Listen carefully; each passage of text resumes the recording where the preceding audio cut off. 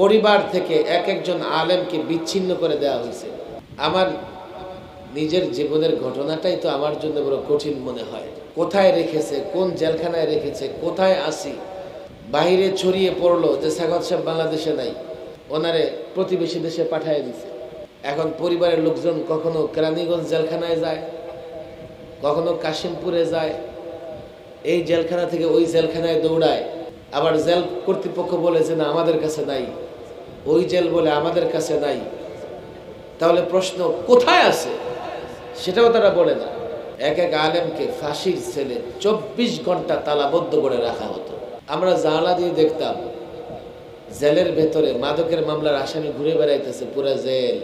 খুনের মামলার আসামি ঘুরে বেড়াচ্ছে, ধর্ষণ মামলার আসামি ঘুরে বেড়াচ্ছে, অর্থ পাচারকারী ঘুরে বেড়াচ্ছে, দুর্নীতিবাজ ঘুরে বেড়াচ্ছে, আর আলেমরা একটা কক্ষে 24 ঘন্টা তালাবদ্ধ হয়ে আছে। আমার বাবা এই কেন্দ্রীয় কারাগারের গেটে দিনের পর দিন বসেছিল। একটু বলেন ছেলেটা ভিতরে আছে, বাস আমি এই খবরটা নিয়ে বাড়ি যেতে চাই।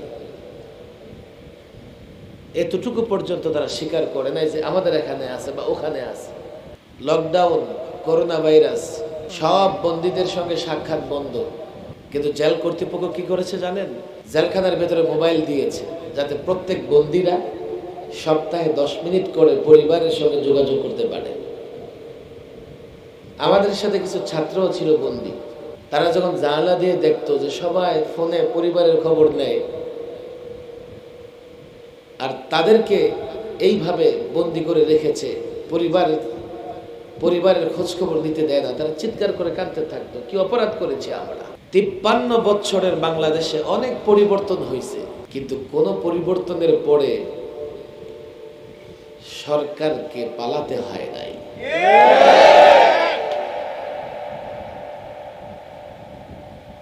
এবারের পরিবর্তনের পরে দুপুরের খাবার প্রস্তুত, লোকমাটা মুখে দেওয়ার সুযোগ হয় না। ফ্রিজে বিশাল আইর মাছ রাখা, বড় শখ করেই তো আনছে নাকি। বড় বোয়াল মাছ রাখা, যুবকরা দেখি কান্দে করে 3 জন মিলাও নিতে পারতেছে না, খুব শখ খাবেন। অথচ আমার বাসায় ইফতারি প্রস্তুত, আমি বাসায় ঢুকবো, ইফতারি করব, প্রথম রমজানে 21 সালে। ওরা আমার ইফতারি করতে দেয়নি, গেট থেকে ধরে সোজা ডিবি অফিসে নিয়ে গেছে। যখন তার সামনে খাবার প্রস্তুত, খেতে পারে নাই, আমি বলি দেখো আল্লাহর বিচার, দুনিয়া সামান্য, আসলটা কিন্তু বাকি আছে। লোকদের বলতো কাঁঠালের বিচি খান, পেঁয়াজ ছাড়া খান, আর উনি বড় বড় মাছ ফ্রিজে রাখে।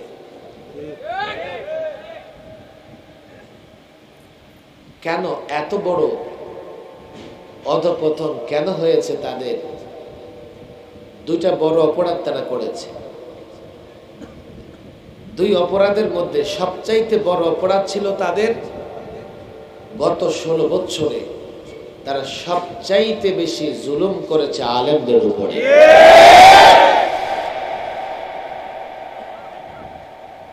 তখন বুঝে নাই, মনে করে আলেমদের মানলে তো ভালো, ভারত খুশি হয়, আর ভারতকে খুশি করতে পারলে আমরা ক্ষমতায় থাকতে পারবো। আলেমের উপর জুলুম করলে তো ভালো, পশ্চিমারা খুশি হয়, আর তারা খুশি হয়ে আমাদের ক্ষমতায় রাখবে। আলেমদেরকে ধরবো, মারবো, আর বলবো জঙ্গিবাদ দমন করতেছি, সাম্প্রদায়িকতা দমন করতেছি, উগ্রবাদ দমন করতেছি। আলেমরা চিল্লাবে, তাদের খবর তো মিডিয়ায় আসবে না। আলেমদের ফাঁসির সেলে রেখে দেব, তারা চিল্লাবে, জাতি তাদের কান্না শুনবে না। কিন্তু তারা জানতো না আলেমদের কান্না দুনিয়াবাসী না শুনলেও আল্লাহ শোনেন। শেষ রাতে আলেমদের এক এক কামরা থেকে রাত 12টার পর থেকে কান্নার আওয়াজ বেশি আসতো। কোনো আলেম নামাজে দ্বারা কেরাত পড়তেছে, কাঁদতেছে, কেউ রুকুতে আছে কাঁদতেছে, সেজদায় পড়ে কাঁদতেছে। কেন? আলেমদের অপরাধ কি ছিল? এটা জাতিকে বুঝতে হবে, কি অপরাধ করেছিল আলেমরা। আমরা জাতিকে বলেছি ভাস্কর্যের নামে, জাতিকে ভাস্কর্যের নামে জাতিকে মূর্তি পূজার দিকে নিয়ে যাওয়া যাবে না। এটা কি আমাদের অপরাধ? তারা চেয়েছিল রাষ্ট্রের পরিচয় বদলে দেবে, তারা চেয়েছিল আপনাদের পরিচয় বদলে দেবে, আপনারা গর্ব করেন এটা মুসলমানদের দেশ, তারা সেটাকে মূর্তির দেশ বানাতে চেয়েছিল।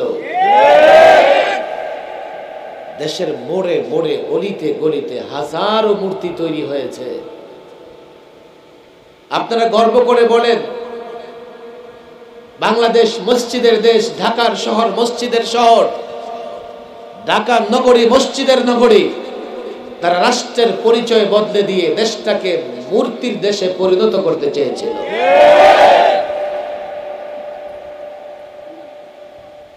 আমরা মুসলমানদের ঈমান হেফাজতের জন্য এই মূর্তি সংস্কৃতির বিরোধিতা করেছি, এটা কি আমাদের অপরাধ? আমরা মোদিকে স্বাগত জানাতে পারিনি, মোদিকে ধন্যবাদ জানাতে পারি নাই, মোদিকে অভ্যর্থনা জানাতে পারি নাই। কেন পারি নাই? দেশের মানুষ জানে, আমরাও জানি, গুজরাটের কসাই নরেন্দ্র মোদির হাতে এবং দাঁতে গুজরাটের নিরীহ মুসলমানদের রক্ত লেগে আছে। আমরা 21-এ মোদিকে স্বাগত জানাতে পারিনি। কেন? মোদি সরকার 400 বৎসরের পুরনো মসজিদ শহীদ করে দিয়েছে। আমরা মোদিকে স্বাগত জানাতে পারিনি। কেন? তার আমলে ফ্রিজে গরুর গোশত রাখার কারণে 2 মুসলিম নারী ধর্ষণের শিকার হয়েছে।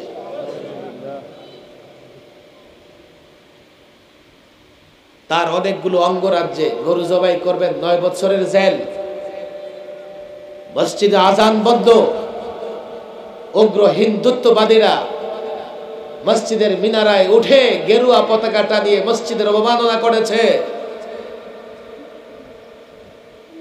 মুসলমান বিশেষ করে বাংলাদেশিদেরকে ভারত থেকে বিতাড়িত করবার জন্য নাগরিকত্বের আইন তারা করেছে, লিস্টি করেছে। এবারও আপনারা দেখেছেন, আমার যখন পানি প্রয়োজন তখন তারা বাদ দিয়ে রাখে, আর আমার যখন পানি প্রয়োজন না তখন বাঁধ খুলে দিয়ে বাংলাদেশের এক একটা অঞ্চলকে বন্যায় ভাসিয়ে দেয়। আমি এই জন্য তাকে দেশ এবং ইসলামের জন্য আমি তাকে স্বাগত জানাতে পারিনি। এটাকে আমাদের অপরাধ? আমরা বলেছি মুসলমান চায় তার সন্তান ডাক্তার হোক, ইঞ্জিনিয়ার হোক, যাই হোক, কিন্তু তার ঈমান যেন থাকে। 12 সালের পর থেকে পাঠ্যক্রমে এতটা পরিবর্তন এনেছে, আমাদের ভয় ছিল এই পাঠ্যক্রম সিলেবাস পড়লে মুসলমানের সন্তান আর মুসলমান থাকতে পারবে না। আমরা পাঠ্যক্রমের বিরুদ্ধে বলেছি মুসলমানের সন্তানের ঈমান হেফাজতের জন্য। শেষ পর্যন্ত সিলেবাস পরিবর্তন করে করে তারা ডারউইনিজম নিয়ে আসলো। বিজ্ঞানী ডারউইনের থিওরি হচ্ছে মানুষ বানর থেকে তৈরি, অথচ আমরা কেউ বানর থেকে তৈরি নই, আমরা আদম সন্তান। কথা ঠিক না বেঠিক? হতে পারে এগুলো বানরের, আল্লাহ মাফ করুন। এরপরে নিয়ে আসলো ট্রান্সজেন্ডার। মনে মনে ভাবলেই নারী পুরুষ, পুরুষ নারী। নাউজুবিল্লাহ বলবেন না? পুরুষ নারী হওয়া তো সৃষ্টিগত ব্যাপার। পুরুষ নারী কেউ মনে করলেই পুরুষ নারী হয়ে যায় না, নারী পুরুষ হয়ে যায় না। আমরা দেশের মানুষের ঈমান হেফাজতের জন্য এই পাঠ্যসূচি সিলেবাস পাঠ্যক্রমের বিরোধিতা করেছি, এটাকে আমাদের অপরাধ। আমি মাঝে মধ্যে দুর্নীতির বিরুদ্ধে কথা বলতাম, তারা এটা বরদাস্ত করতে পারতো না। ভাই আপনি যে দলই করেন না কেন, দেশ থেকে টাকা পাচার হলে আপনার টাকা সেখানে আছে না নাই? একটা গ্রুপ অফ কোম্পানি 52,000 কোটি টাকা ব্যাংক থেকে নিয়ে ব্যাংক খালি করে ফেলেছে। 16 বছরে লক্ষ লক্ষ কোটি টাকা দেশ থেকে পাচার হয়েছে।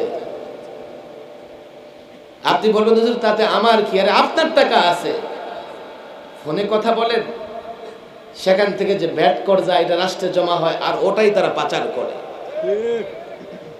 আপনি নিত্য প্রয়োজনীয় যে সমস্ত জিনিসপত্র খান, সেখানে ভ্যাট কর কাস্টমস ইত্যাদির ব্যাপার স্যাপার আছে, আপনার পকেট থেকে টাকাই যায়, আপনি খবর রাখেন না।